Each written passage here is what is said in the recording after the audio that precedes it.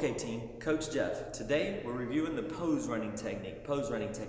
Whenever you're doing the pose running technique, it accomplishes two things. One, it minimizes your heel strike.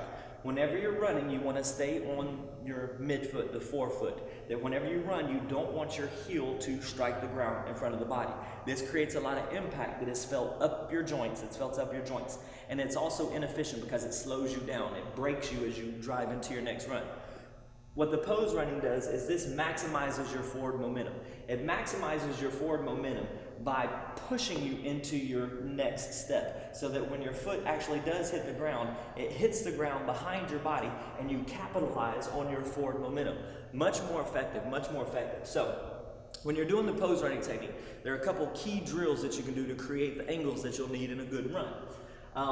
The first set of drills work on the front side of your run. That whenever you're doing the front side of your run, here's what you're looking at. As I pull my knee up, that my knee does not hinge out. My knee stays tight to my body.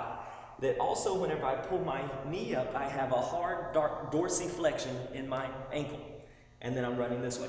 This is the front side of my body. To create those angles, here are your drills. The first one is a heel walk. The heel walk is you flex your anterior tibialis, pulling your toe up, creating the dorsiflexion. And then from here, just walking on your heels. The next one is a toe touch. With a toe touch, keeping that same hard flexion in your ankle, the same active ankle, you'll reach across your body and tap your toe. This will now start to mobilize your hamstring. Next, you'll do knee hugs.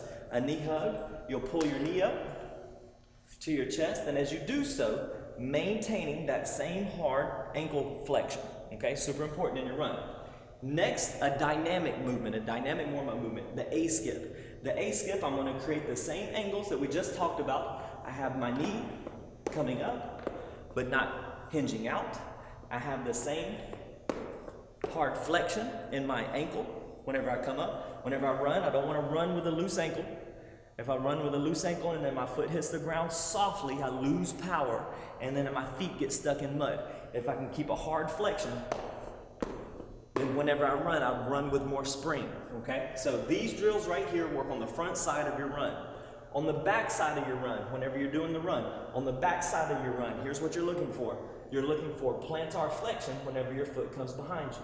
You're trying to get your foot to come up as high as you can to your butt before you turn back over into the front side. So here are the drills for that. Toe walks. Toe walks, engage your calves, and just walk on your tippy toes. Really get the blood flow to your calves. Next, you have your quad pull. With your quad pull, pulling your toe, trying to get it as close as you can to your butt. Next one, the dynamic movement, your butt kicks. Leaning into your steps, now pointing your toes, and trying to get your heels to touch your butt. This is a good warm-up sequence that you can practice before your WODs that have runs on it. By simply running through these exercises, you'll develop the neurological connection to have command over your body to create those angles, and that'll create a more efficient run and a safer run. If you have any questions on this, feel free to give me a call.